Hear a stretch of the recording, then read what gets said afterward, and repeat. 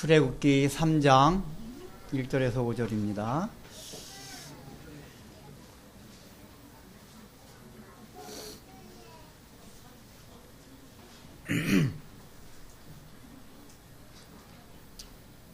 자, 이건 절수가 우리가 많지 않으니까 우리 한번 같이 합독하도록 하겠습니다.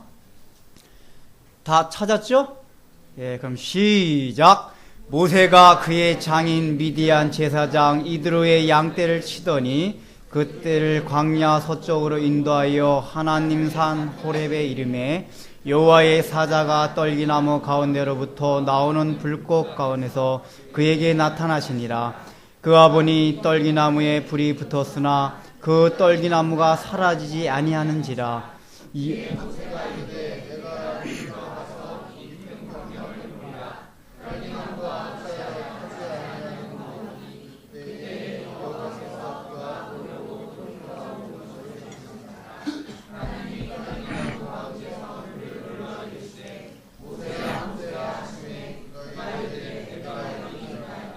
하나님이 이르시되 이리로 가까이 오지 말라. 내가 선 곳은 거룩한 땅이니 내 발에서 신을 벗으라. 아멘.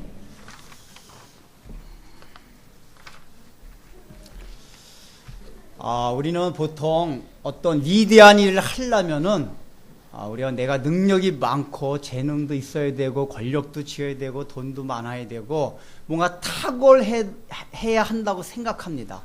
이것이 일반적인 세상의 사고 방식이고 또 세상을 살아가는 원리입니다.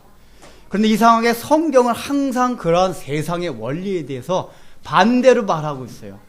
인간이 가장 잘나고 똑똑하면은 하나님이 그 사람을 쓸 것 같아요. 우리 학생들도 아마 그런 얘기 많이 들었을 거예요.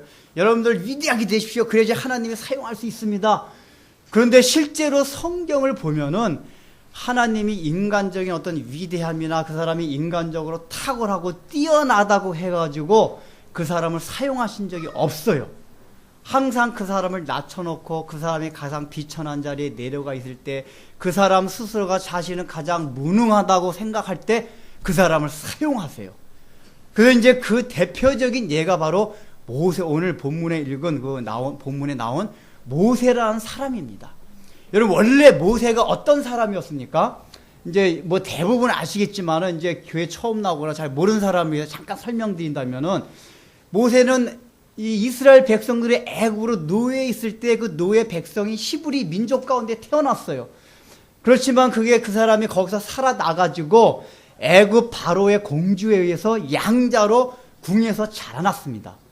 그래가지고 궁에서 왕자로 그 공주가 무남 동료였기 때문에 어떻게 보면은 앞으로 애굽의 그 왕이 될 수 있는 그 위치에서 애굽의 모든 교육과 그다음에 거기서 관리를 받으면서 아주 호화스럽게 그렇게 자라났습니다. 40년간은 애굽에서 그렇게 자라났어요. 그래서 40년간 모세가 애굽에서 자라날 때는 왕자로서 교육을 받았기 때문에 모든 게 뛰어났어요. 탁월했어요. 그래서 모세 스스로도 굉장히 자신만만했습니다. 근데 모세가 어느 날 이제 모세가 길러준 그 유모를 통해 가지고 자기는 원래 애굽 사람이 아니라 히브리 민족, 이스라엘 민족이라는 걸 알게 됐어요. 자기 정체성을 알게 된 거예요. 그때부터 그는 저기 노예로 일하고 있는 저 히브리 사람이 나의 동족이었구나. 이런 의식이 생겨나면서 자기 동족을 이제 사랑하는 마음이 생겨났어요. 그래서 이제 어느 날 거기 가보니까 자기 이제 그 애굽 관리인이 자기 동족을 학대하고 있는 거예요. 막 열심히 일하라고 이제 막 채찍질하고 그러고 있어요. 자기가 이제 성질이 나가지고 어찌하여 나의 동족을 저렇게 애굽 사람이 괴롭히고 있나 해가지고 그 애굽 구인을 자기가 쳐서 죽였어요. 그 일로 인해 가지고 모세는 미디안, 오늘 본 성경에 나온 미디안 광야로 도망와가지고 40년간을 지냈어요. 근데 그냥 지낸 게 아니라 쉽게 말하면 썩어 지냈어요. 자, 여러분 한번 생각해 보세요.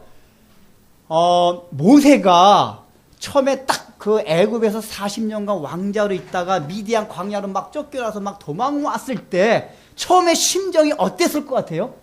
처음에 심정은 막 그냥 우라가 치밀었을 거야, 막. 왜냐면은 바로 얼마 전까지만 해도 자기는 애굽의 궁에서 호화스럽게 모든 사람들 앞에서 군림하면서 지냈어요. 자기 있으면 말을 다 들었어요. 그 애굽의 대제국에서. 자기는 어떻게 보면 애굽에 지금 앞으로 왕이 될 후임자였었어요. 근데 어느 날 갑자기 문득 자기 있는 위치를 보니까 미디안 광야에서 지금 양을 치고 있단 말이에요. 지금이나 그때나 양 치는 건 천한 직업이었어요. 그래서 막 화병이 나고 내가 지금 왜 지금 이 짓을 하고 있나? 그러면서 어떤 생각이 드냐면은 모세가 왜 쫓겨왔죠? 미디안 광야에? 자기는 의분에 불타 있었어요. 자기 잘못이 아니라 내가 내 동족 히브리 민족 그 이스라엘 사람을 살리기 위해서 나는 내가 그 정의감에 불타가지고 그 사람을 죽였는데 그 결과가 지금 미디안 광야에 쫓겨와가지고 이 모양 이 꼬락지기를 있는가 하는 그런 굉장히 신세 한탄을 많이 했었을 거예요. 아마 내가 볼 때 모세가 한 10년 정도는 그런 신세 한탄을 하지 않았을까. 왜냐면 하나님이 40년 동안 미디안 광야에 두신 걸 보면은 그런 마음이 있었던 것 같아요. 그래서 10년, 20년, 30년 세월이 지나가면 지나갈수록 모세의 마음에 어떤 마음이 들었을까요? 이제는 옛날에 내가 애굽의 왕자였다는 사실 다 잊어버리는 거예요. 잊어버린다는 게 단순하게 이게 머릿속에서만 잊어버리는 게 아니라 정서적으로 내가 그래도 애굽의 왕자였지 하는 그런 이 마음속에 있던 애굽의 왕자였을 때 그 당당함과 그 자존심 이런 마음들이 30년 넘어가면서 40년이 다 돼갈 때 점점 없어진 거예요. 나중에 보면 그걸 알 수 있는 게 하나님이 너 애굽에 다시 들어가서 이스라엘 백성들을 노예로 있는 너의 백성들을 구출해 내와라 할 때 하나님 내가 누군데 그 사람들을 구출해 낼 수가 있습니까? 나는 무능한 자입니다. 할 수 없는 자입니다. 라고 얘기를 해요. 그러니까 40년 전에는 하나님이 시키지 않았어요. 시키지 않았음에도 불구하고 자기 스스로가 그 이스라엘 백성들을 도와주기 위해서 스스로 노력을 하고 힘을 썼어요. 근데 실패를 했어요. 근데 지금은 하나님이 시킴에도 불구하고 나는 할 수 없는 자라고 하나님 앞에 고백할 만큼 자기 자신이 완전히 낮아졌어요.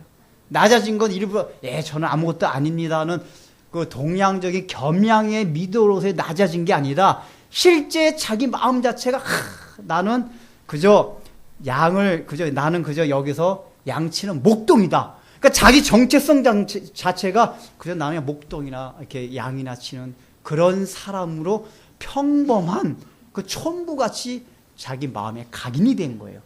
그래서 그걸 강조하기 위해서 오늘 3장 1절 보십시오. 1절 보면은 이 3장 1절에서 이제 5절까지 내용이 뭐냐면은 10절까지 내용이 뭐냐면은 모세가 소명기사, 즉 모세가 하나님으로부터 부름을 받는 그 소명기사예요. 근데 소명기사의 첫 절, 3장 1절이 첫 절인데 첫 절을 뭐로 시작하냐면은 이드로의 양떼를 치더니 라고 나와요. 양떼를 치더니. 그러니까 하나님이 지금 모세를 지금 불러내가지고 그 이스라엘 백성을 구출시키는 위대한 지금 일을 맡기려고 해요. 너무나 놀라운 일을 맡기려고 하는데 그 놀라운 일을 맡기려고 모세를 찾아가는 가운데 첫 번째 성경이 표현이 뭐냐? 모세가 장인 이드로의 양을 광야에서 치고 있더니 라고 표현합니다. 왜 성경이 이 표현하고 있냐면은 이때는 모세가 애굽의 왕자가 아니라 신분 자체가 저 미디안 광야에서 그저 목동, 여기서 치더니라는 게 능동분사형. 그러니까 이게 무슨 얘기냐면은 계속해서 쳐왔다 그 얘기예요. 계속해서 양떼를 쳐왔다. 그러니까 어느 시점인지 모르지만 모세가 자기가 양을 치는 일에 최선을 다하고 힘을 써오고 그 일이 나의 천직같이 해왔다는 얘기예요. 이 치더니라는 얘기가. 그러니까 즉 이 모세는 이미 마음 자체가 나는 그냥 목동이다 그 얘기예요. 목동이란 마음으로 그냥 날마다 양과 함께 열심히 그냥 이렇게 지내면서 거기에 최선을 다하고 거기에서 기쁨과 자기의 삶의 모든 거를 누리면서 살고 있었어요. 그런 가운데서 나타났다는 얘기예요. 왜 성경이 이것을 강조하고 있냐면은 지금 뭐를 비교하고 있는 거냐면은 이미 이 출애굽기 1, 2장에서 모세가 40년간 애굽의 왕자로 있을 때와 비교하는 거예요, 이게 지금. 모세가 원래 너가 그 애굽에서 40년 있었을 때는 세상적으로는 권력을 쥐고 있었어요. 여러분 생각해 보십시오. 모세가 만약에 왕이 됐다고 가정해 봅시다. 근데 역사적으로 보면은 이제 성경에 나오지는 않는데 그 모세 시대 때 이 애굽의 바로왕이 무남 동료였어요. 무남 동료. 바로왕이 자녀가 그러니까 직계 아들이 없었어요. 그러니까 모세를 양자로 데려다긴 건 공주만 공주만 직계 자손이었단 말이에요. 그 확률적으로 친척 이게 뭐 이렇게 사촌의 아들 이런 거 있었지만 확률적으로는 그 공주의 아들이 양자하라도 법적으로는 아들이기 때문에 모세가 그 후임으로 바로가 될 확률이 굉장히 많았었대요. 그럼 만약에 모세가 이집트의 바로가 됐으면은 이스라엘 백성들을 구출하는 게 쉬웠을 것 같아요? 쉽지 않았을 것 같아요? 우리 인간적인 생각은 쉬웠을 것 같아요. 왕인데 딱 왕이 된 다음에 야 이스라엘 백성들 어쨌든 내 동족들이다 하고서 다 노예에서 풀어줄 수도 있어요. 그러니까 우리가 생각할 때 분명히 그 방법이 굉장히 쉬울 것 같은데 또 이제 하나님이 그 아무래도 권력투쟁이 있을 거 아니에요. 그 권력투쟁에서 그 정적될 사람들 하나님 탁탁탁 가지도 탁 쳐주시고 해가지고 모세가 딱 애굽의 왕 바로가 되게 함으로써 그냥 이스라엘 백성들 아주 멋지게 그렇게 노예에서 탈출시킬 수 있는데도 불구하고 하나님이 그 방법을 안 썼어요. 그리고 모세로 하여금 40년간 미디 광야했단 말이에요. 왜 그렇죠? 만약에 모세가 그런 방법으로 이스라엘 백성을 구출했으면 모세는 자기 의에 의해 가지고 막 그냥 충천했을 거예요. 그러니까 하나님의 은혜다, 내가 이 하나님의 힘을 했다 이거보다는 내가 내 권력을 가지고 내 힘을 가지고 내 능력을 가지고 이스라엘 백성들을 구출해냈다 하는 그런 마음이 들 수가 있단 말이에요. 그래서 하나님 늘 일하시는 방식이 뭐냐면 인간을 다 낮춰놔요. 낮춰놓는 방법을 해서 모세도 이런 방법을 쓴 거예요. 그래서 모세는 미디안 광야에 있으면서 자기 자신이 사실은 다 죽어가는 거예요. 애굽의 왕자로 있을 때 모든 자존감과 그 신분으로 있을 때의 그 내가 잘났다고 생각하는 그런 마음이 다 낮아져 가지고 바닥에 있는 상태에서 하나님이 찾아오신 거예요. 그래서 찾아오신 방법은 보면 특이한 게 여기서 어디서 찾아왔냐면은 그 광야의 사막에 보면 떨기나무라고 있어요. 이게 이렇게 낮은 거예요. 낮은 그 가시 덤불 같은 거예요. 덤불. 그러니까 이 중동 지방에서 이 떨기나무 여기 표현된 떨기나무라는 거는 이 건물을 짓는 제목으로는 전혀 못 쓰고 땔감으로 잘 안 쓰는 아주 쓸데없는 나무예요. 땔감을 왜 안 쓰냐면은 땔감은 어느 정도 이렇게 좀 이렇게 대가 있고 그래야지 오래 가고 그러는데 그거는 이게 가시 덤불 같아가지고 한번 그냥 불에 훅 들어가면 훅 타서 없어지는 거란 말이에요. 그래서 여기 떨기나무는 하다못해 땔감으로서도 아주 유용하게 쓰지 못하는 처음에 붙이는 용도만 쓰는 그런 아주 쓸모없는 나무예요. 근데 하나님이 이 광야 가운데서 가장 쓸모없는 떨기나무 가운데 임했어요. 여러분 잘 생각해 보세요. 하나님이 기왕에 나타나려면 좀 멋있게 가끔 광야 백향목이라는 거죠. 백향목 많지는 않은데 하나님 백향목이라는 거는 아주 멋있게 생기고 쭉쭉 뻗고 막 3m, 5m까지 자라는 또 오아시스 옆에 있는 그런 나무들 있어요. 그 기왕에 하나님 모세를 만나려고 만약에 온다고 가정을 했으면은 그렇게 멋있게 생긴 나무에 그냥 휘황찬란하게 그렇게 나타났으면은 모세가 하나님을 처음 이렇게 딱 보는데 얼마나 막 가슴이 뜨겁고 두근두근하고 하나님의 위엄과 능력이 나타났겠어요. 근데 하나님이 그런 식으로 안 나타났어요. 아니면 막 천둥과 벼락이 치는 가운데 그 가운데서 하나님이 막 현현하셔가지고 모세야 모세야 우리 쉽게 보면은 그냥 멋있는 음성 나오잖아요. 그런 식으로 막 천둥 번개 치면 가서 막 하나님이 원래 하는 그 위엄과 능력 가운데 나타났다라면은 더욱더 모세가 하나님 앞에 꼬꾸라졌을 거예요. 근데 하나님이 나타나는 방식이 저 사막에 자라는 볼품없는 사람보다 키도 낮은 아주 그 떨기나무 가운데 그 불 가운데 거기서 나타나셨어요. 왜 그렇게 나타나셨냐면은 이 떨기나무 자체가 지금 모세의 상태를 가르쳐 주는 거예요. 모세가 지금 떨기나무 원래 백향목 같은 사람이었어요. 모세는 백향목까지 쭉쭉 뻗고 막 5m, 6m 되는 그 나무고 막 그 백향목은 그 중군동 지방에서는 건축 재료로 가장 많이 사용되는 나무예요. 사람들이 귀하게 생각하는 나무가 백향목 같은 거예요. 종려나무, 오아시스 건축 잘하는 나무들. 근데 하나님이 구태여 이렇게 떨기나무에 나타나는 거는 모세로 하여금 지금 모세에게 나타나시기 위해서 지금 오셨는데 바로 모세야 너가 지금 떨기나무와 같은 자이다. 근데 그런 자에게 내가 지금 찾아왔다 하는 것을 가르쳐 주기 위해서 떨기나무에 나타나신 거예요. 그러니까 우리는 인간적으로 생각할 때 하나님 내가 과연 어떻게 하나님의 일을 할 수가 있습니까? 내가 예수를 믿긴 믿었지만은 이 세상에 살아가면서 과연 나는 아무 능력도 없고 그럼 내가 뭐 잘난 것도 없고 배운 것도 아무것도 없습니다. 우리는 그렇게 생각하기가 쉬워요. 근데 중요한 건 뭐냐면은 하나님은 세상적으로 볼 때 떨기나무와 같은 사람을 들어서 사용한다는 것을 여러분이 명심을 해야 돼요.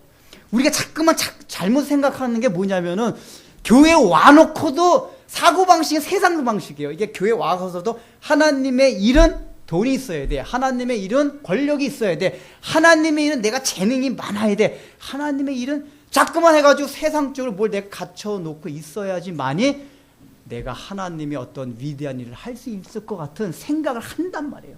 근데 하나님은 그게 늘 아니에요. 우리 학생들도 마찬가지예요. 타고나기를 머리가 나빠가지고 공부 못하는 거 어떻게 해요? 공부 열심히 하자 말라는 이야기가 아니라 어떤 사람은 공부 잘할 수 있도록 뇌 구조를 가진 사람이 있는가 반면에 어떤 사람 공부를 해도 안 돼요. 안 되는 거 어떻게 해요? 근데 우리가 예수 믿고 나서도 교회 와서 어떤 마음이 드냐면은 교회 와서도 공부도 잘하고 내가 그러면은 굉장히 뭐 이렇게 당당해져요. 그래서 입시 때 보면은 말하면 서울 뭐 이렇게 대학을 떨어지면은 그 학생들이 교회 안 나온대 그 다음 주에 창피해가지고. 근데 교회란 건 그게 아니란 말이에요. 대학에 떨어졌다 해도 당당하고 기쁨과 즐거움으로 나올 수 있는 게 교회예요. 그런 마음이 왜 들죠? 나는 이제 별 볼일 없구나. 이제 대학도 떨어지고 나는 이제 전문대학까지 떨어졌다. 내 무슨 낯짝으로 교회를 들고 가서 사람들 보겠냐. 이런 마음이란 말이에요. 근데 그게 바로 성경적인 사고방식이 아니란 얘기예요.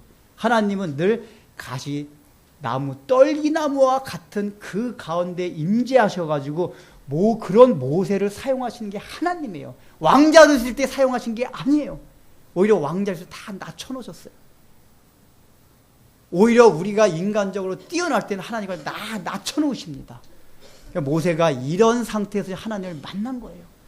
근데 이런 상태에서 하나님을 만났는데 모세가 만약에 미디안 광야에 있으면서 굉장히 분주하고 어떻게 번잡한 생활을 했다라고 가정을 한다면은 모세가 하나님을 못 만날 수도 있어요. 왜냐하면은 이 사막에서 떨기나무에 불이 붙는 거는 종종 있는 현상이래요. 워낙 사막이 건조한 기후입니다. 그래가지고 이제 건조한 기후에다가 이 가시덤불 같은 게 서로 부딪혀요. 마찰을 일으켜가지고 우리가 부싯돌 붙여가지고 이렇게 불을 붙이듯이 종종 그래서 서로 이렇게 나무 덤불끼리 부딪혀가지고 불이 일어난대요. 그러니까 모세가 이제 광야에서 양을 치면서 그런 광경을 많이 봤을 거예요. 근데 이제 지금 여기 호렙산이라고 나왔어요. 양을 치고 있다가 저 멀리 보니까 이게 떨기나무 덤불들이 있는데 거기서 막 불이 붙었단 말이에요. 근데 그거를 모세가 그냥 무심코 지나갈 수도 있어요. 왜냐하면은 그게 일상적으로 종종 있었던 현상이기 때문에. 근데 모세가 그걸 좀 유심히 봤어요.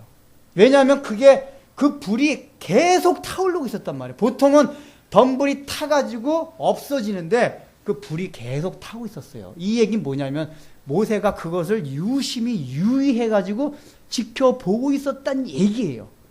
이 얘기는 뭐냐면은 모세가 이 미디안 광야에서 양을 치면서 늘 마음이 뭐냐면은 고독하고 조용하고 늘 어떤 묵상하는 상태로 있었다는 얘기예요. 번잡한 상태로 있었다는 얘기 아니에요. 만약에 모세가 다른 목동들과 이야기하고 떠들고 그러는 상황에 있었다면은 떨기나무에 불이 붙었다 해도 그거는 그저 우리 광야 가운데서 흔히 있는 현상 중에 하나라고 그냥 흘려보낼 수도 있었을 거예요. 근데 모세는 양을 치면서 뭔가 그 사람 마음에 영적인 갈급함이 있었다는 얘기예요. 그리고 그 마음이 하나님의 음성을 들을 수 있는 그런 조용한 상태가 돼 있었다는 얘기예요. 여러분들 이게 우리가 하나 주의할 게 뭐냐면은 하나님이 조금 전에 말씀드린 바와 같이 막 천둥 번개를 치면서 내성 가운데 하나님이 딱 나타났다고 가정하면은 모세가 아무리 세상 가운데 시끄럽게 떠들고 있었어도 하나님의 오심을 발견할 수 있었어요. 근데 지금 이렇게 하나님이 나타나시면은 자기가 집중하고 귀 기울이지 않고 주의를 기울이지 않으면은 하나님이 나타나시고 하나님이 자기에게 찾아오셨음에도 불구하고 하나님을 만날 수가 없어요. 모세가 이 떨기나무에 불이 붙었는데도 그냥 불이 붙었나 보다 하고 그 앞에 가까이 가지 않았다면은 하나님 앞에 부르심을 받지 못했을 거예요. 결국은 모세가 하나님 앞에 부르심을 받은 거는 그 떨기나무에 붙은 그 불을 보고 가까이 가서 자세히 살펴봤기 때문에 하나님 앞에 부르심을 입은 거란 말이에요. 이 얘기는 뭡니까? 오늘날도 동일해요. 하나님이 우리를 찾아오시는 방식이 우리는 어떻게 생각하냐면 하나님 한번 저한테 한번 하나님을 나타내 보여주옵소서. 그러니까 천둥 번개를 친다는 얘기 뭐냐면은 어떤 기적 같은 현상, 하나님 한번 나한테 그냥 정말 하나님이 살아있구나 이런 걸 눈에 확 띄게 보일 정도로 해서 나타내 보여주옵소서라고 생각을 해요. 그러면 제가 하나님 믿겠습니다. 뭐 인천 앞바다가 갈라지는 정도는 아니지만 한번 내가 기도하면 그냥 짱 하고 나타나줘가지고 그래 내가 여기 있다 이렇게 하나님 한번 저한테 나타내 보여주세요. 그럼 제가 하나님 믿는 정도가 아니라 제가 그냥 죽기 살기로 하나님 말씀 순종하고 살아가겠습니다 라고 생각을 해요. 여러분 그렇게 생각 안 하세요? 왜 우리 신앙생활이 이렇게 뜨뜻미지근합니까? 이런 하나님을 발견하지 못하고 만나지 못했어요. 그냥 하나님 막연해요. 여러분 하나님 확실히 있어요 다들? 하나님 봤어요? 여기 이제 하나님이 이제 현현했는데 이제 이거 이제 말씀을 드리면은 성경을 보면 그런 생각일 거예요. 구약 성경 보면 하나님이 이게 직접 이렇게 나타났는데 오늘날엔 왜 하나님이 그렇게 나타나지 않을까라고 생각을 해요. 이거는 하나님은 영이시기 때문에 원래 하나님의 모습이 없습니다. 근데 하나님이 이런 모습으로 나타나시는 거는 항상 그 사람들의 수준에 맞게끔 나타나는 거예요. 근데 구약 시대 때는 하나님이 직접 영이시기 때문에 눈에 보이지는 않지만은 직접 나타나셔야지만이 믿을 수 있는 상태였어요. 그래서 구약 시대 때는 하나님이 현현, 직접 사람의 모습을 입거나 아니면 이렇게 불로 나타나거나 해가지고 내가 하나님이다 하는 걸 보여줬단 말이에요. 근데 오늘날에 그런 모습으로 하나님이 나타납니까? 안 나타납니까? 안 나타나요. 왜 그렇죠? 성경에 그 하나님을 성경이 다 기록을 해놨어요. 이거 보고 믿으라 그 얘기예요.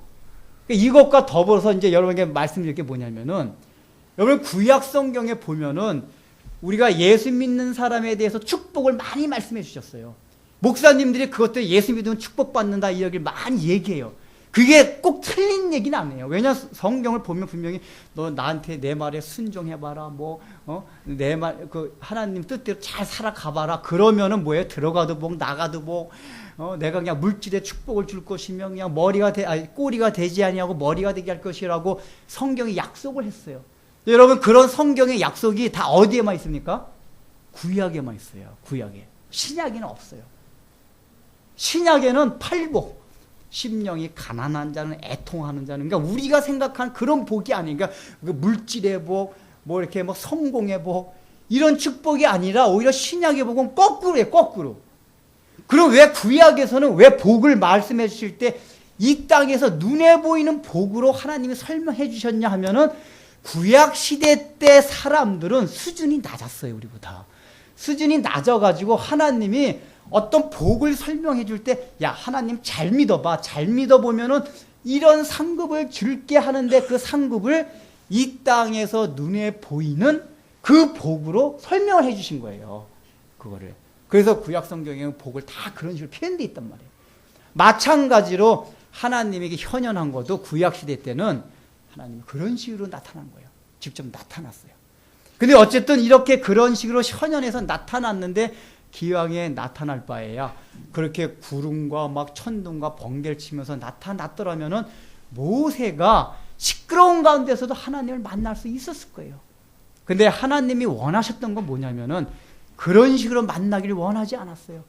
모세가 하나님을 기다리고 영적으로 갈급한 가운데 하나님을 만나기를 원했어요. 왜냐하면은 그래야지만이 모세로 하여금 하나님의 일을 시킬 수가 있어요. 만약에 모세가 이런 마음의 상태가 안 됐는데 하나님 천둥 벼락을 쳐가지고 그냥 하나님께 딱 만나게 하면은 모세가 전혀 하나님의 일을 할 수가 없습니다. 왜냐하면 아직까지 모세가 자신이 죽지 않았기 때문에 그래요. 이 얘기는 뭐냐면은 모세가 지금 이 광야 생활에서 성경에서 일일이 그걸 기록하지는 않았지만은 그 40년간 썩어 지내면서 내 자신이 죽고 죽으면서 계속 생각을 한 거예요. 과연 내가 그 유모를 통해 가지고 우리 조상들이 찾던 그 아브라함의 하나님, 이삭의 하나님, 야곱의 하나님 어디 있는가? 그 하나님이 있다면 왜 우리 백성들 저대로 내버려 두는가? 이런 생각을 계속 끊임없이 해온 거예요. 그러니까 그 양을 치고 자기 일을 하면서도 영적인 목마름이 있는 거예요. 하나님의 나라와 의에 대한 갈급함이 있었던 거예요. 그렇기 때문에 어떤 현상에 대해서 하나님이 찾아오실 때 영적으로 어떤 현상이 일어나는 것에 대해서도 민감함이 있는 거예요. 이게 왜 중요하냐면은 여러분들 하나님이 우리를 찾아오실 때는 일상 가운데 찾아오십니다. 여러분이 가끔가다 뭐 철야를 저 산기도 가가지고 주여 내가 지금 산기도 40일 작정하고 지금 금식기도를 합니다. 하나님 저에게 한번 찾아오세요. 하나님 살아계신 걸 보여주세요. 라고 꼭 기도하는 가운데 나타나는 게 아니라 여러분이 그저 생활 가운데서 설거지하고 밥하고 직장 생활에서 서류 보고 있고 하는 평범한 생활 가운데서 하나님이 나타난다는 거예요. 이 하나님이 지금 이 모세가 양치는 가운데 나타났다는 얘기는 지금 시내 산에 올라가서 금식하고 있는 게 아니에요. 근데 중요한 건 뭐냐면은 그렇게 일상생활을 하는데 그 마음의 상태는 분주한 게 아니에요. 몸은 양을 치고 있어요. 근데 그 마음과 영은 하나님을 향해 귀까지 열려 있는 거예요. 야, 내가 정말 하나님 보기를 원합니다. 이런 상태로 돼 있을 때 뭐냐면 일상 가운데서 하나님 사인들을 많이 주세요. 여러분들 실제적으로 하나님이 살아계시다는 거, 하나님의 뜻이 무엇인지를 우리가 영이 예민하면 그걸 들을 수가 있어요. 근데 여러분들 우리가 살아가면서 그 음성을 듣지 못해요. 어떤 경우는 그게 아내를 통해서 남편을 통해서 자녀를 통해서 직장의 동료들을 통해서 상사를 통해서 하나님이 나타날 때는 많다는 걸 알고 계세요?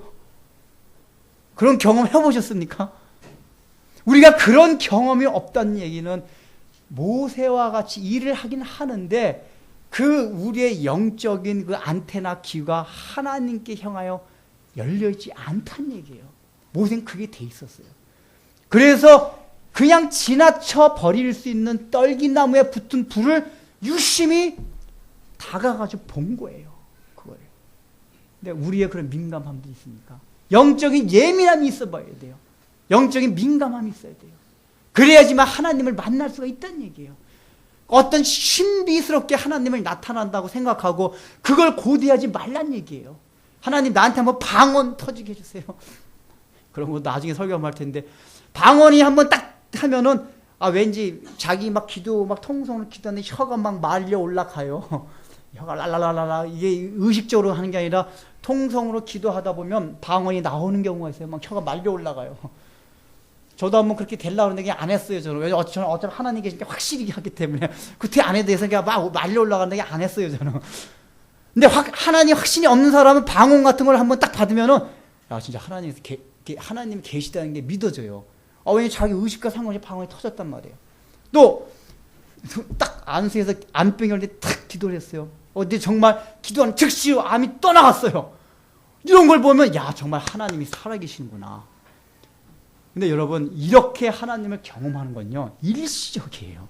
이제 기도하러 갔었는데 철야 끝나고 나서 우리 그 기도가 얼마나 기도 뜨겁게 합니까? 뜨겁게 해요. 왜냐면 어떻게 제 옆에 앉은 사람이 있을 때 엄청 기도 뜨겁게 하더라고. 뜨겁게 했어요.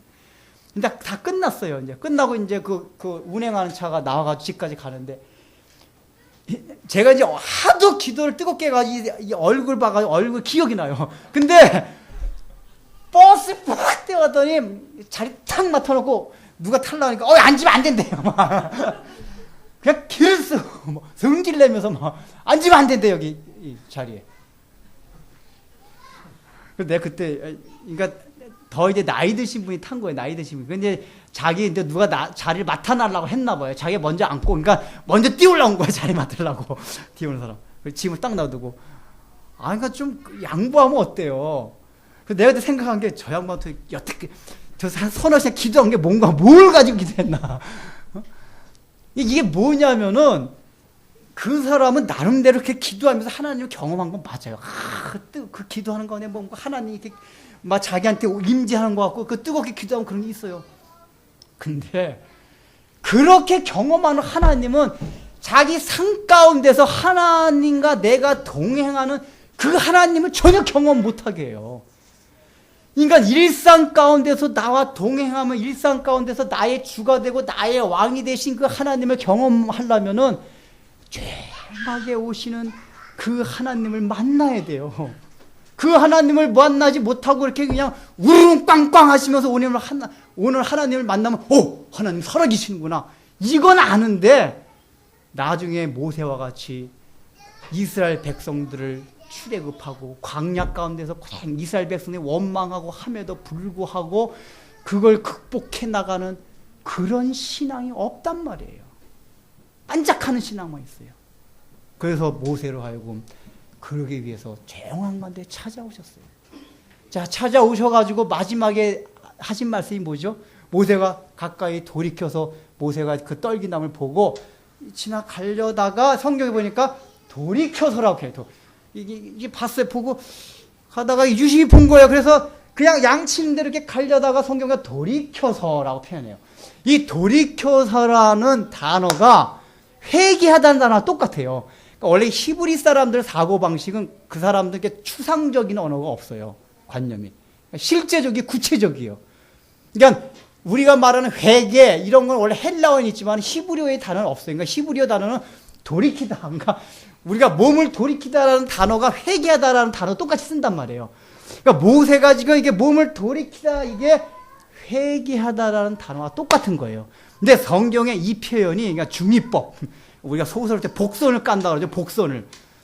모세가 자기가 지금까지 살아온 삶을 돌이킨다 그 얘기예요. 그러니까 실제 행동은 떨기나무에 붙어 있는 그걸 자세히 보려고 자기가 가던 길에서 이렇게 돌이켰는데 하나님은 이 성경 표현을 통해 가지고 뭘 가르쳐 주는 거냐? 모세가 지금까지 자기가 살아오던 그 방향에서 돌이켜 회개하여라 그 뜻이란 말이에요. 그 복선을 깐 거예요. 그 단위에. 그 단어 안에 그러니까 두 가지 뜻이 다 들어 있는 거예요. 이게 어떻게 할 수 있냐? 돌이켜서 그 앞에까지 딱 갔어요. 가니까 거기서 이제 하나님을 북극 가운데 나타나 하나님을 만난 거예요. 모세야. 거기서 그래서 야 모세는 직감적으로 아직까지 누군지 확실히 모르지만 이분이 아마 이스라엘 백성 우리 조상에 나타났던 그 하나님인가 보라고 아마 생각을 했어요. 근데 하나님 뭐라고 말씀하시죠? 내가 선 곳은 거룩한 곳이니 내 신을 벗어라 라고 얘기를 해요. 신이라는 게 무엇입니까? 지금 모세가 지금까지 잘 이렇게 왔어요. 왔는데 마지막 하나님과 지금 마지막 만나는 단계에서 마지막 내려주신 명령이 뭐냐? 내가 선 땅은 거룩한 땅이니 내 신을 벗어라 라고 얘기를 해요. 신이라는 걸 왜 벗으라고 하냐면은 우리 생각에는 신이 이제 아무것도 아니에요. 근데 고대 사회, 특별히 중근동 사회에서는 신이라는 게 뭐냐면은 신이라는 게 신발 말하는 겁니다. 신발이 신부를 나타내는 상징적인 의미가 있어요. 여러분 사극 같은 데 보면 왕이 신는 신발이 있고 재상이 신는 신발이 있고 판사들이 신는 신발들이 있잖아요. 그러니까 고대 사회로 올라갈수록 신발은 사람에게 신분을 나타나는 그런 상징의 의미가 있어요. 그 노예들은 그 당시에 신을 신지 않았어요. 왜 그러냐면 노예는 인격체가 아니란 얘기야. 너는 주인이 시키는 대로만 하는 거다. 그래서 신발을 신기지 않았어요. 그 신발이라는 건 그런 의미에서 그 신발을 신는 사람의 신분, 위치, 그 사람의 인격, 그 사람의 권리 그런 걸 다 나타나는 게 신발이 가지는 의미였어요. 그래서 여러분 이제 성경 읽다 보면 룻기서 같은 데 보면은 어떤 말들이 나오냐면은 계약을 맺죠. 이렇게 땅을 자기 재산을 사고 팔 때 계약을 맺습니다. 계약을 맺고 나서 계약서를 둘이 쓴 다음에 꼭 하는 행동이 뭐냐면 자기 신발을 벗어가지고 그 사람한테 줘요. 계약을 맺은 다음에. 이 얘기가 뭐냐면은, 이 고대 중근동 풍습은 이제 내가 그 사람한테 땅을 팔았어요. 계약서를 썼어요. 그럼 신발 벗었다는 얘기는 권리를 양도한다. 그게 권리를 양도하는 거예요. 권리를. 내가 지금까지 가진 다 권리, 이 땅에 대한 권리, 재산에 대한 권리가 있었는데 너에게 다 양도한다. 이양한다. 그 뜻이란 말이에요. 그러니까 이 신이라는 거는 내가 가진 걸 모든 걸 상대방한테 다 준다는 얘기예요. 그러니까 여기서 지금 모세로 하여금 하나님이 신을 벗게 하는 건 무슨 얘기예요? 모세가 지금까지 자기가 가진 인격적으로 가졌던 자기 생각, 신념, 그다음 자기 방향성 모든 것이 있단 말이에요. 그게 자기 거였었어요. 지금 모세가 지금 미디안 광야에서 살아오면서 그 전에도 40년간 애굽에서 살면서 자기만의 가졌던 모세란 한 인격체가 가졌던 자기의 어떤 것들이 있었어요. 습성들. 이런 것들 뭐예요? 하나님 앞에 다 이제 내려놓으라 그 얘기예요. 너는 내 거다 그 얘기예요. 너의 권리는 없다. 그 이제부터 너가 가진 권리는 없고 너희가 가진 모든 것은 바로 나의 거다 그 얘기예요. 이게 쉽게 말하면 이제부터 너는 나의 노예와 같다. 종과 같다 그 얘기예요. 종이라는 얘기는 뭐죠? 오직 하나님 주인이 하는 거라면 다 그대로 하는 거예요. 근데 여러분들 우리가 신앙생활 하면서 예수님을 주님이라고 표현합니다. 근데 정말 예수님이 주인입니까? 주인이라는 얘기 뭐죠? 내가 주인이 하면 그대로 듣겠다 그 얘기예요. 근데 우리는 실제적으로 내가 주인이 아니라 예수님이 주인이 아니라 내가 주인인 경우가 너무 많아요. 모세도 그런 상태였어요. 모세가 지금까지는 내가 주인이었고 나의 생각과 신념대로 살아왔어요. 근데 미디안 광야에서 40년간 살면서 그게 깎여진 거예요. 우리가 좀 이렇게 더 좀 고쳐야 볼 게 뭐냐면은 신을 그냥 벗을 수 있는 게 아니에요. 모세로 하여금 하나님이 신을 벗게 하신 거는 이제 그 때가 된 거예요. 즉 모세가 하나님이 모세한테 애굽에 있을 때 너 신을 벗어라 이렇게 안 시켰어요. 근데 지금 미디안 광야에서 40년간 지내고 나서 지금 모세로 하여금 신을 벗게 하세요. 이건 뭐죠? 모세가 미디안 광야 40년간 지내면서 이제 자기의 자기의 신발을 벗을 수 있는 그런 인격이 어느 정도 됐다 그 얘기예요. 이게 신을 벗는다는 얘기는. 여러분들 우리 교육학에서 그런 말이 있습니다. 사람이라는 거는 자기가 배워온 자기의 어떤 잘못된 습성을 벗어나려면은 자기가 살아온 만큼 그 세월이 필요하대요. 그러니까 어떤 사람이 30년간 어떤 습성을 익혔어요. 그럼 그걸 벗어 던지려면 30년이 걸린다. 30년.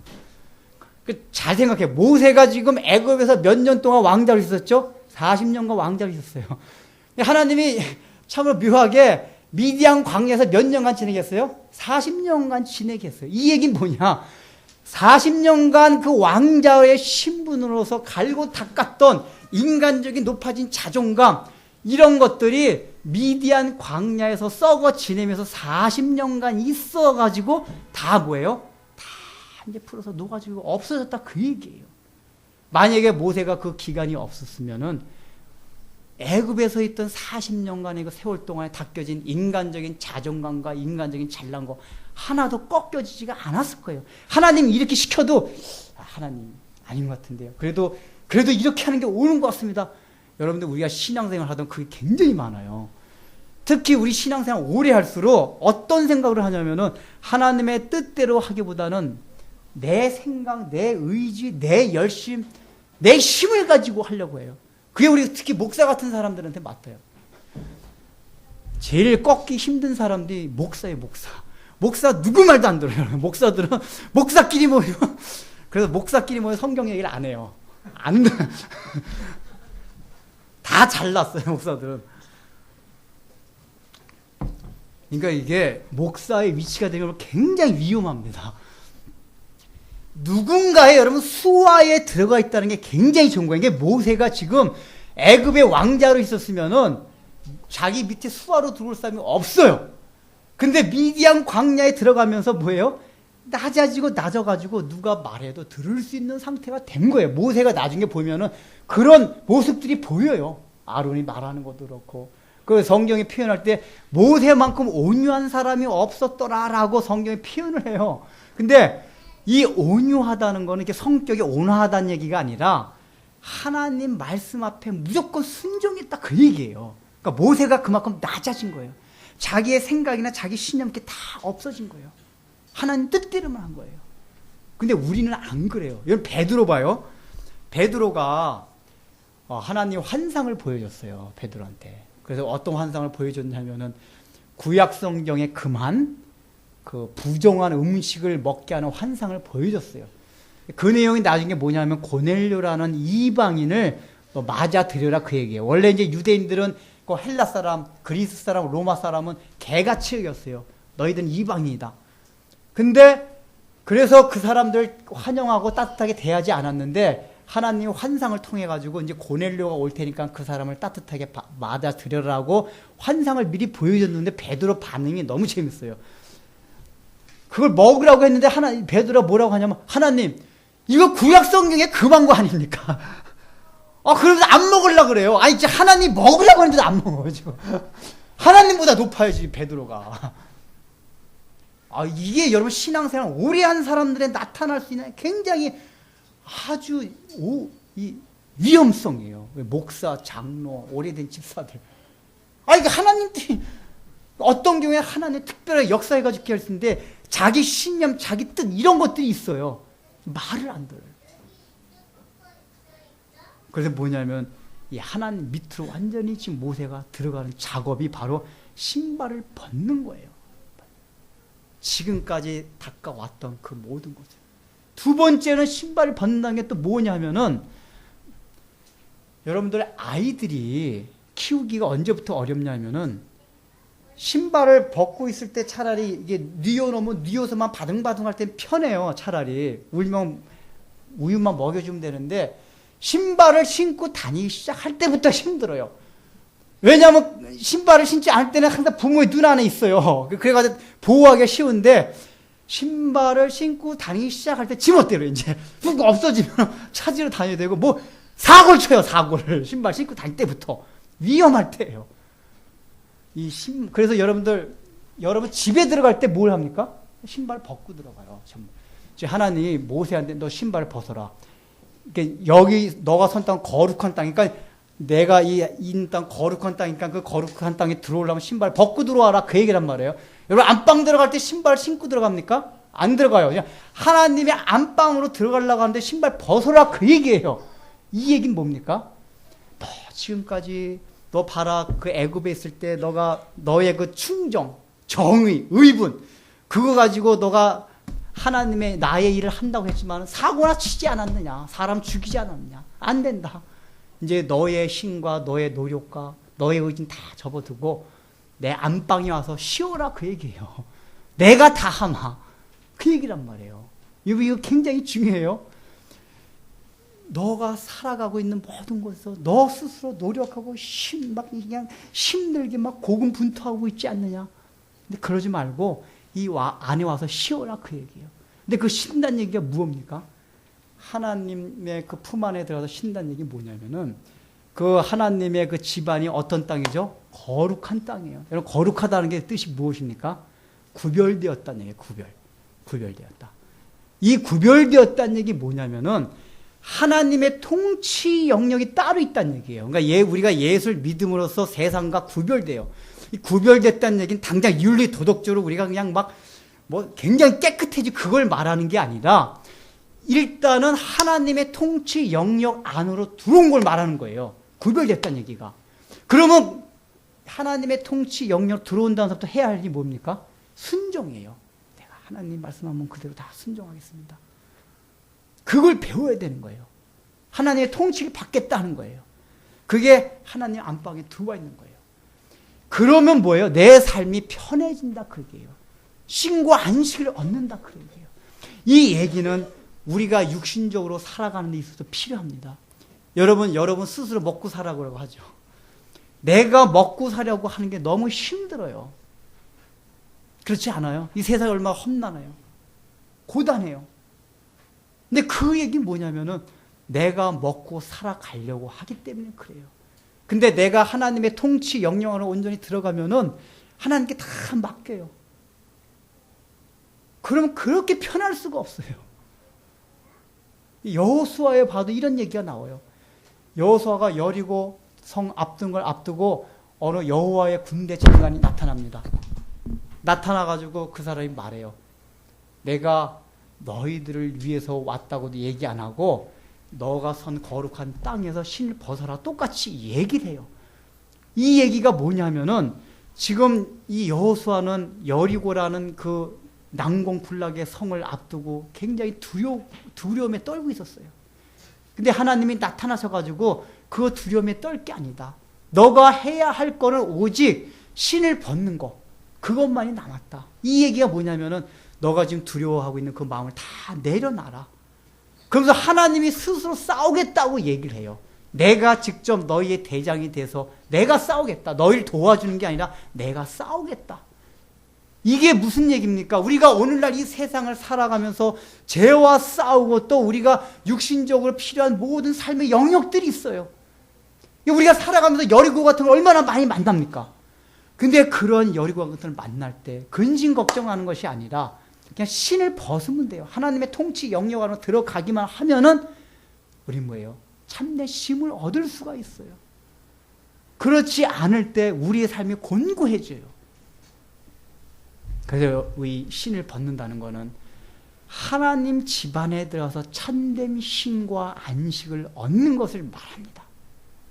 그렇다면 여러분 이제 결론을 이제 정리하면서 우리가 진정으로 신을 벗기 위해서는 어떻게 해야 됩니까? 여러분이 가진 신들이 무엇입니까? 각자 다 있어요. 아까 첫 번에 말씀대로 모세가 자기가 지금까지 살아온 잘못된 습성들이 가질 수가 있어요. 어떤 사람들은 예수 믿은 지가 오래됐어요. 오래됐는데 불구하고 막 술, 담배를 계속해요. 그거 끊어야 돼요. 그런 잘못된 습성들.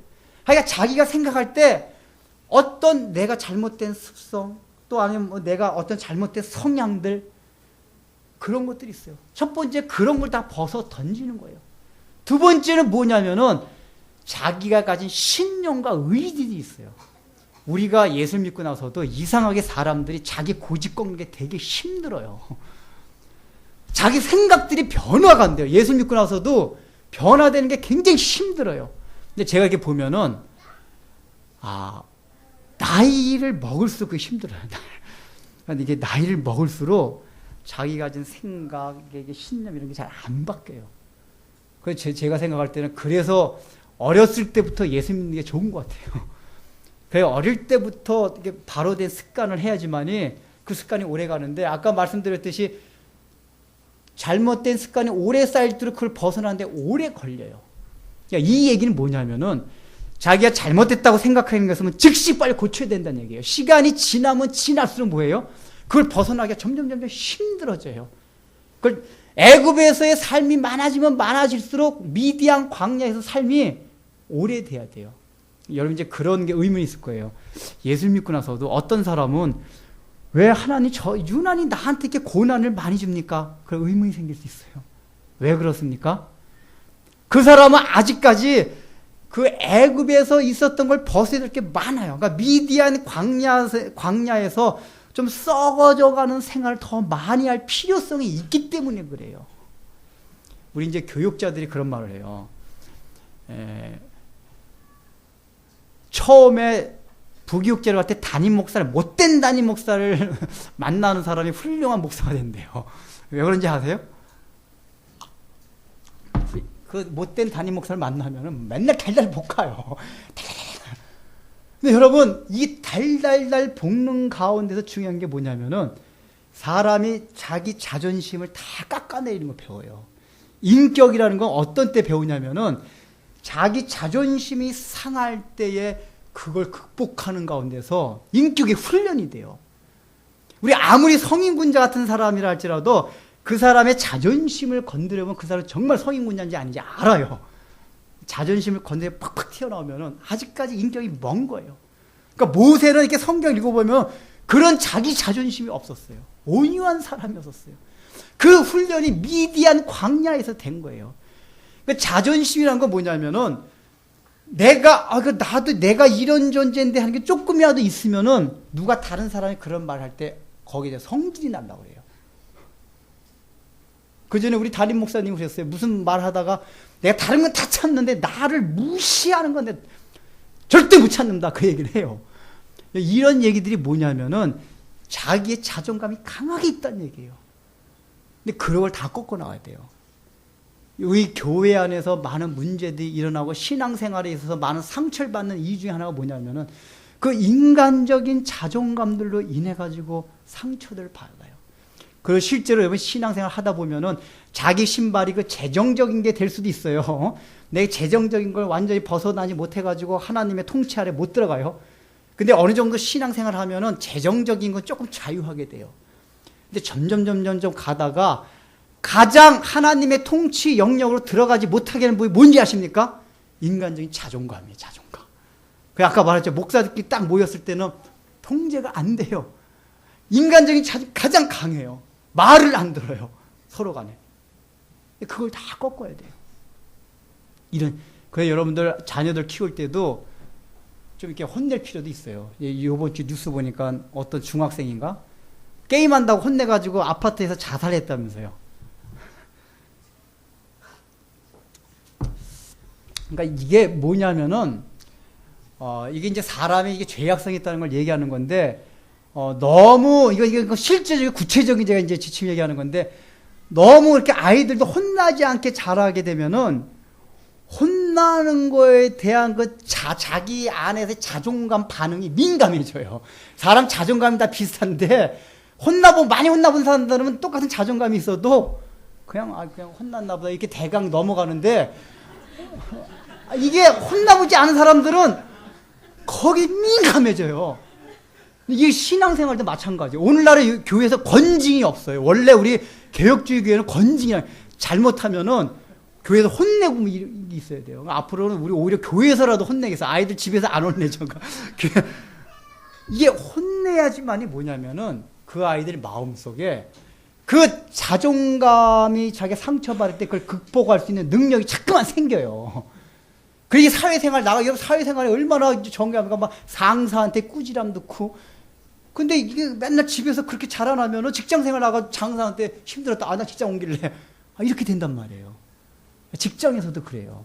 근데 그게 하나님과의 관계에서 그렇단 말이에요. 이게 인간적인 자존감이 깎이지 않으면 하나님의 통치 영역 안에 들어가기 그렇게 힘들어요. 이게 마지막 단계예요. 그 왜 그러냐면 인류가 처음에 지은 죄가 뭡니까? 인간적인 자존감이에요. 내가 하나님과 같이 되어보겠다. 도둑질하고 살인하고 이게 아니라 내가 막 하나님과 같이 되어보겠다 하는 게 죄의 출발이었어요. 그게 뭐예요? 인간적인 자존감이에요. 그거 죽여야 돼요. 그런 것들 다. 제가 경험해보는, 제가 그 전에 일부러 노가다를 해본 적이, 고물장사 해본 적이 있어요. 가장 천한 직업이라고 해가지고. 고물장사 뭔지 아세요? 이렇게 가위치면서 강냉이 이거. 그리고 노가다 이렇게 한 적이 있어요. 이제 그거를 가장 천한 직업이라고 일부 해봤는데, 제가 그걸 하면 가장 크게 깨달았던 게 뭐냐면은, 이 노가다 판가하면 사람들이 말이 험해요. 제가 또 할 줄 아는 게 없잖아. 제가 저런 이제 이런 공부자. 그러니까 저는 학교에 공부 빼고 다 못했어요. 그러니까 재능이 별로 없어요. 그러니까 노가다 판에 가니까 첫날부터 듣는 이 병신 새끼야, 이 멍청아, 야, 이 박통아, 막 이 멍청아, 이런 얘기 들려오는 거예요. 처음에 욱한 게 나오려더라고요. 그런데 처음 들어봤어요. 이 바보 같은 새끼, 멍청한 새끼야, 너 뭐하러 여기 왔냐? 막 그러더라고요. 막 말이 건데. 근데 처음에 막 욱하고 나와요. 근데 제가 간 목적이 그거였었어요, 사실. 왜냐, 학교만 다니면 누가 그렇게 말하는 사람이 없어요. 칭찬만 받지. 근데 그런 데서 일해보니까 이게 내가 그때 깨달은 게 뭐냐, 야, 나의 속에 이런 게 있었구나. 제가 학교만 다닐 때 내가 그런 존재인지 몰랐어요. 근데 그 속에 들어가 보니까 나한테 욱하는 게 올라오고, 그래. 그래서 밤 되면 산에 가서 기도하는, 하나님, 내가 또 이 바보 같은 새끼야, 그런 얘기 듣고 속이 욱했습니다. 기도하고 나의 마음에 왜 이런 게 올라옵니까? 이렇게 해서 기도하고. 근데요, 그게 쉽게 없어지질 않아요. 근데 한 1년 정도 이렇게 넘게 하고 나니까, 그때부터는 뭐 바보 같은 소리 해도, 멍청한 뭐 별 소리 해도, 그냥, 이제 거기에 대해서 점점 그게 돼요. 근데 그게 왜 그런지 아세요? 내가 한 몇 년 그걸 해보니까, 어떤 이게 모세 심정이 이해되는 게 뭐냐면은, 나는 그저, 노가다. 노가다 질통 지고, 그 전에 내가 노가다 질통, 자갈기 같은 거 지고, 이게 삼촌 오락내리락 그거 했었는데, 그죠, 하나님. 그렇죠. 내가 뭐 옛날에 내 잘난 맛에, 나 훌륭한 사람 같이 생각했었는데, 내가 일해보니까, 저 노가다 하는 사람은 참 못하다는 걸 많이 깨달았습니다. 실제로 제 마음이 그랬어요. 내가 노가다 하는 사람은 못하는 사람이구나. 여러분 생각해보세요. 학교 다닐 때나 공부 그거지, 노가다 판에서는, 그런 걸 잘, 최고란 말이에요. 제가 그런 사람, 실제 제 마음이 실제 그랬어요. 그러니까 마음이 그렇게 되다 보니까, 그런 얘기를 들어도, 막 이렇게 욱하는 게 안 올라와요. 근데 제가 그런 경험을 하고 나니까 좋은 게 뭐냐면, 나중에 이제 목회 현장에 가가지고 누가 뭔 소리를 해도 별로 상처를 안 받아요. 누군지 내가 성격이 좋아 그러는데 성격 오형이라 그렇다 그러는데 그거 오형하고 상관이 있는 게 아니라 그걸 많이 해보니까 그런 데서 훈련이 된 거예요. 훈련이.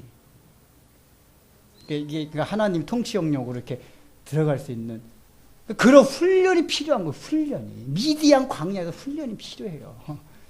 그러니까 여러분들 앞으로 누가 자기 욕해도 그게 미디안 광야에서 훈련이라고 생각하면 돼요. 너 다시 한번 얘기해봐. 뭐라 그랬지? 난 그런 말 듣고 못 살아나. 밤에 가서 곰곰이 생각하지 마시고, 미디안 광야 훈련시키는구나. 내 자존감을 하나씩 무너뜨리구나. 여러분, 인간적인 자존감이 완전히 무너질 때, 십자가로 인한 자존감이 세워져요. 십자가로 인한. 그 십자가로 인한 자존감은 어떤 경우에 무너지지가 않아요. 인간적인 자존감은 자기의 능력이 없으면 무너져요. 난 있고. 근데 십자가로 인한 자존감은 자기가 능력이 없고 아무것도 없어도 늘 강당해요. 그래서 상처를 안 받는 거예요. 오늘날 교회에서 이게 무슨 상담 치유 이런 게 많아요. 근데 상담 치유 이게 이해는 되지만 성경적이지 않은 게 왜냐면은 여러분 상담 치유를 하잖아요. 그러니까 이게 트라우마, 상처가 많아요. 그거 심리학적으로 접근해가지고 상처 치유해집니다. 너 어렸을 때 아버지한테 많이 혼났구나. 그 칭찬만 해주고 아버지한테 혼나가지고 칭찬. 그러면 이 사람은 누가 한번 혼내면 다 허물어져. 그때 그 마음이 기뻤던 게 다 허물어진단 말이에요. 그러니까 인간적인 자존감은 무슨 환경만 변하면 그냥 도루묵에 무너져요. 근데 그게 다 무너지고 새로 세워진 십자가로 인한 자존감은 누가 옆에다 대고 별 얘기를 다 하고 잘 깔아 뭉개도 전혀 지장 없는 자존감이 된단 말이에요. 심리학이 필요가 없어요. 그런 자존감을 세워나가야 돼요. 그게 하나님의 통치 밑으로 완전히 들어가는 거예요. 신발을 완전히 벗어던진 거란 말이에요. 그 신발을 벗어야 돼요. 모세가 그 하나님의 위대한 일을 하기 전에 그 신발을 벗었습니다. 과연 여러분들 가운데 여러분들은 어떤 마음이에요? 여러분들까지 가진 신발들이 다 있을 거예요. 각자 신이 무엇인 줄 생각하세요. 내가 하나님을 주인으로 하지 아니하고 나의 생각과 나의 뜻과 나의 신념대로 살아온 방식, 행동, 습관, 의지, 이 모든 것들이 자기의 신발들이에요. 이 신발들을 벗어야만 그때부터 하나님의 역사가 일어나요. 하나님을 볼 수가 있어요. 이걸 안 하면은 잠깐 떨기나무에 나타난 불 보고 그냥 끝이에요. 여러분 신앙생활 사람 얼마나 재밌는지 아세요? 하나님과 날마다 동행하는 사람 너무 재밌는 거예요. 기독교 쾌락주의라고 하는데 예수 믿는 너무 삶이 즐거워요. 저를 보세요.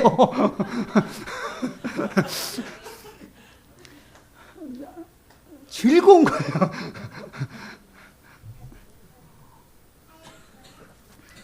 특별히 하지 않아도. 왜 그런지 하나님 통치 영역 밑으로 들어갈 때 그래요. 그 하나님과 동행한단 말이에요. 안 그러면 떨기나무에 무슨 나무만 보고 하나님 살아 계시나 보고 신발 안 들어가면 신발이 안 들어가.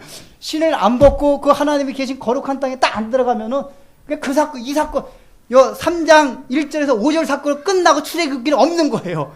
그러니까 나의 삶 가운데도 출애굽기 여러분 1장 3장 1절에서 5절까지만 있을 겁니까? 아니에요. 출애굽기 40장까지 그 하나님의 광야 가운데서 이스라엘 백성과 함께하고 막 많은 기적을 체험하고 이런 신앙생활에 무궁무진한 풍성함들이 있어요. 우리 기독교 이 신앙 안에는. 그걸 누려야 되잖아요. 그걸 누리지 못하니까 우리 맨날 가난해요, 삶이 그냥. 그걸 누려야 돼요. 그걸 누리면은 제가 늘 강조하는 것이지만은 뭐 있던 없던 시시하다니까요. 시시해요, 그게. 모세를. 그래야 돼요. 그러려면 신을 벗어야 돼요. 꼭 벗어야 돼요. 반드시 벗어야 돼요. 그 벗기 위해서 뭘 해야 돼요? 이 벗은 건 마지막 결론 부분이었어요. 벗기 위해서 하나님이 모세를 뭘 했죠? 미디안 광야에서 훈련을 시켰어요. 40년간. 여러분들이 예수를 늦게 믿으면 믿을수록 내가 여태까지 그 습성을 안 벗을수록 하나님 앞으로 나에게 미디안 광야 훈련을 많이 시키겠구나. 이걸 생각하십시오. 그게 올 때 지금 미디안 광야 훈련이구나. 생각하시고 넘어가십시오. 모세가 계속 하나님 왜 나는 애굽에 모세는 이러고 있습니까? 계속 이러고 있었으면 그 40년이나 80년 갔을 거야 아마. 딱 40년.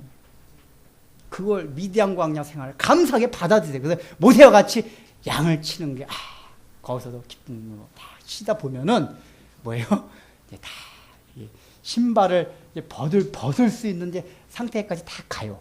가면 어느 날 하나님이 갑자기 이제 신을 여러분이 이렇게 벗을 수 있는 상태, 미디안 광야에서 훈련이 다 되면은 어느 날 그래서 이제 여러분이 각자 삶의 영역에서 양을 치고 일을 하고 있는 가운데 하나님이 어느 날 나타나실 겁니다.